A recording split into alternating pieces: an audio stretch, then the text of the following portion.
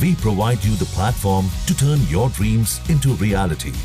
Give wings to your aspirations with KR Mangalam University.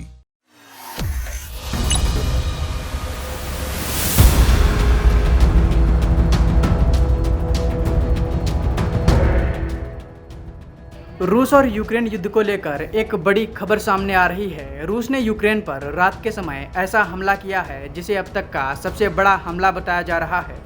रूस और Ukraine के बीच लगभग 3 साल से युद्ध जारी है। इस युद्ध में लगभग हर रोज रूस ने यूक्रेन पर हमले किए, लेकिन बीती रात यूक्रेन के लिए काफ़ी खौफनाक रही जब रूस ने यूक्रेन पर एक बार में 479 ड्रोन और 20 मिसाइलों से अब तक का सबसे बड़ा हवाई हमला किया।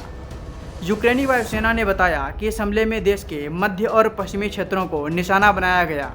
हाल ही में यूक्रेन ने रूस के अंदर ड्रोन हमले में 40 से अधिक बॉम्बर विमानों को नष्ट कर दिया था, लेकिन अब रूस ने जो हमला किया है उसे अब पलटवार के तौर पर देखा जा रहा है।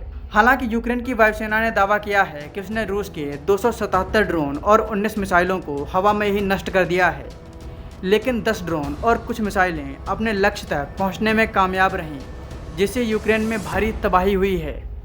इस हमले को लेकर यूक्रेन के राष्ट्रपति व्लादिमीर ज़ेलेंस्की ने कहा है कि पूर्वी और उत्तर पूर्वी मोर्चों पर हालात बेहद गंभीर हैं।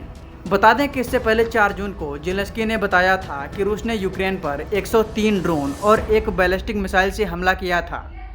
इन हमलों में Donetsk, Kharkiv, Odesa, Sumy, Chernihiv, Dnipro और खेर्सोन के इलाके शामिल थे। यानी एक रात में ही रूस ने यूक्रेन के कई बड़े शहरों पर मिसाइलों और ड्रोन्स की बरसात कर दी थी। ज़ेलेंस्की ने इस हमले को आतंकवादियों द्वारा किया गया एक बड़ा हमला बताया था और कहा था कि रूसी आतंकवादी जो हर रात हमारे लोगों को मारते हैं। इस हमले के बाद ज़ेलेंस्की ने अपील की थी कि हम संयुक्त राज्य अमेरिका, यूरोप और दुनिया के हर व्यक्ति से इस पर कार्रवाई की उम्मीद करते हैं, जो वास्तव में इस भयानक परिस्थितियों को बदलने में हमारी मदद कर सकते हैं। ताकत मायने नहीं रखती और युद्ध केवल ताकत के जरिए ही समाप्त हो सकता है। ज़ेलेंस्की ने आगे कहा था कि मॉस्को पर सभी उपलब्ध साधनों से दबाव डालने की ज़रूरत है और धीरे धीरे इस आक्रामकता को जारी रखने की उसकी क्षमता को छीन लिया जाना चाहिए।